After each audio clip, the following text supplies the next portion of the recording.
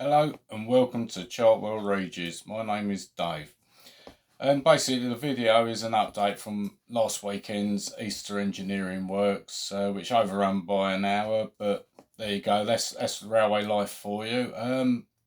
First of all, I'd like to do two really big shout outs to two great lads on YouTube, and I must admit their channels are really coming on a treat, and their layouts are starting to develop more and more and what have you. And the first shout out is to Mark at Main Train Eastport. Mark's layout is based on a Polish modern image, basically. If I'm right in saying that, Mark, I just can't wait to see your rolling stock running around the full length of your layout. I know it's a lot of work to be done and that, and to be honest, like I'm amazed at the river you done, like how you got it to look like that. It looks stunning. It looks so realistic, and I just can't believe how you got the patience to do that. I've never tried sort of making a river or anything like that, and I just sort of love the videos you do and the updates. I've been trying to guess what sort of armour you're running on your on your rolling stock and whatever. So keep them coming. I'll keep guessing, but on one day I might get one right. So keep up the good work, Mark. And my second shout out is to Danny at South Line Southern Line. Uh, Danny, I used to be based at Waterloo before I retired last December. I was based on the South Western Railway, so I know the area quite well, and I've had some sort of good days out, sort of train spotting, perks of the job, as they say. But the other thing, Danny, is like your layout is coming on a treat. I love your videos, like, and I appreciate the shout out from both you and Mark, just to sort of boost my channel a bit, and that I really do appreciate that. And I agree with you, Danny, about the Hattons Class 66. I've got one. It's not really run on my layouts, and to be honest, like, I just get fed up trying to find the axle boxes off it and that. So I've got like Hornby Class 66s and Barkman Class 66s, and they're the ones that I'm going to stick with because like you get no problems with them. And like you say, the space in the Hornby one, like you can fit a sort of speaker and what have you, and they're easy to sort of chip, as they say. But keep up the good work, mate, and I look forward to your next video. And same with you, Mark. Right, basically, I don't want to rattle on too much because like I don't really sort of like talking too much and on the videos and whatever that I've done, and that to be honest I haven't spoken on any of my videos, but this is the first one, so it's a learning curve for me. What I'll do is I'll do a sort of short running session. I've got a couple of locos set up with some rolling stock, and I'll do that at the end of the video, but I won't sort of like have them sort of trundling around for like 20 lengths or laps or whatever. I'll do a couple of laps just to sort of give you a sort of feel of what I've got. Right, without further ado, I'm going to go to the far end of my shed and I'll show you the progress from there. This is the sort of non-scenic side of me tunnel. It's a short tunnel, but it's to give an appearance of a long tunnel, if that makes sense.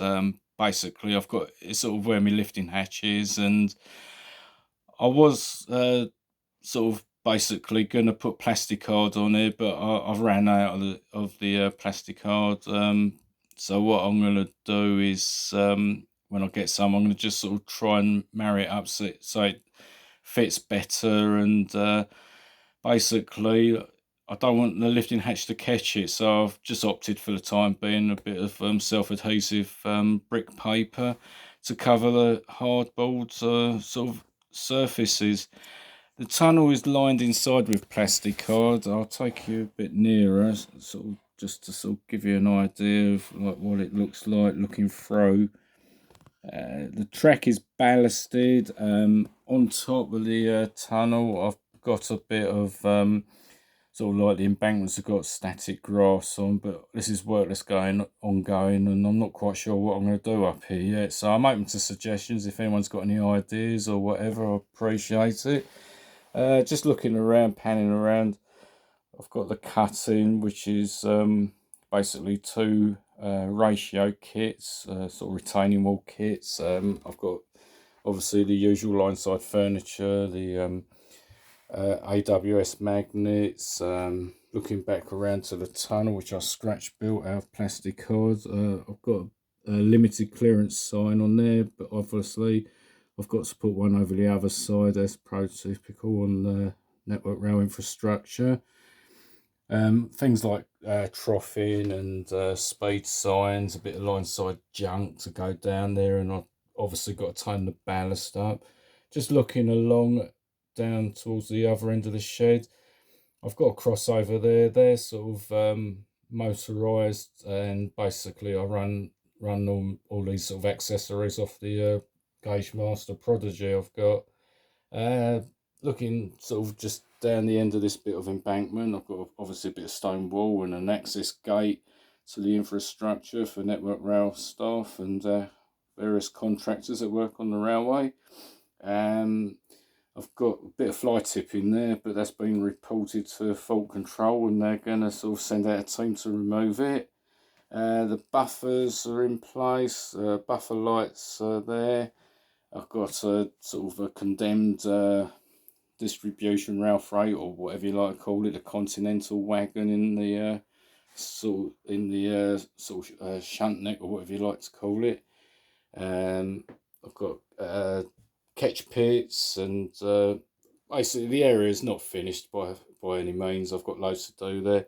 Point seating transformers. I've got 2 PWS grids to go in by the gantry here. I've got to sort the gantry out. There's a bit of damage to it, and sort of not happy with the ladder there. I don't know why I put the ladder that side when it should be probably on the other side, but that will be sort of remedied in the future.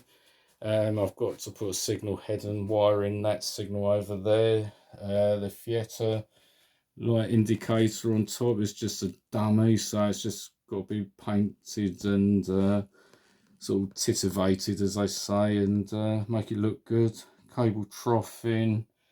I've got a location case there with hazard signage on, but I've got handrails to go in there. I've got orange cable trunking to go across the forefoot on both lines.